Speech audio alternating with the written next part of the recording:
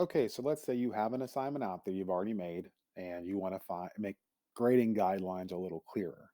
So you can click on any assignment you have, click view assignment, and it shows you what people have handed in, if anything yet, how many have turned it in, how many points it's worth. But here's the instruction. This is where we're looking at. And if you want to be able to change it, these three dots, and we hit edit, and it brings you almost back to that creation screen we started with. And there's this item they added this year called Rubric. And we click on Rubric, and you can use one you've used before or create your own. I'll create one for this assignment so you see how it goes. It says to use scoring, sort the points by descending. I'll call this neatness. Just I'm going to throw some things in here. You can use whatever you want, and you can see 1 point, 2, 3, 4, and 5. Now, let's say I added 0.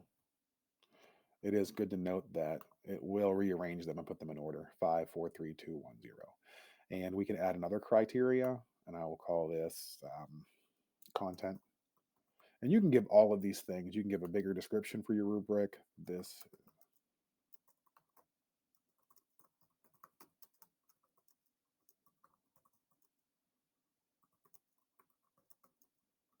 you can write whatever you want in here, really, and give it the points you want. I mean, you can make this worth 10, 5.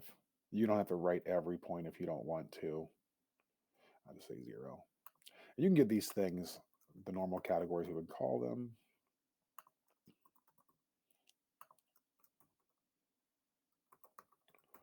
All right, and what's also important, let's say you want to copy content. I can use this, duplicate this criterion, and this time I'll call it grammar. And I can change the description. And I can leave it the same if I want. Now, once I hit save on this, it makes it really useful. I'll hit save again. When you're going through and grading an assignment, because now there's a rubric attached to it, the student sees what it is. And if I go to student work and I clicked on the student, now she didn't work on anything, but I'll just show you what this looks like.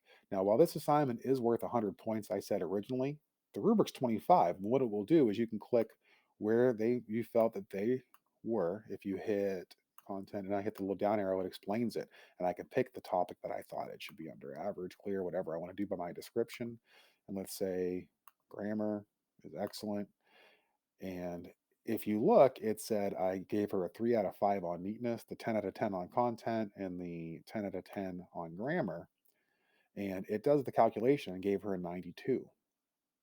And it saves that score for me right now. And I can add any private comments I want here. And if I wrote nicely done, give her some feedback. You can make comments over here when you grade it. I could highlight a section and I could leave a comment on that, um, whatever you want to write. In case you wanted to give them some feedback on a certain section, you can do that over here. And I'm in suggesting mode, so I can actually change things.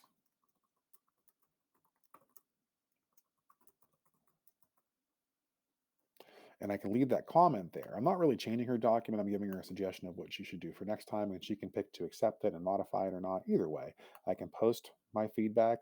And if I want, I could return her assignment or continue grading on to the next student if there were any other students in this class.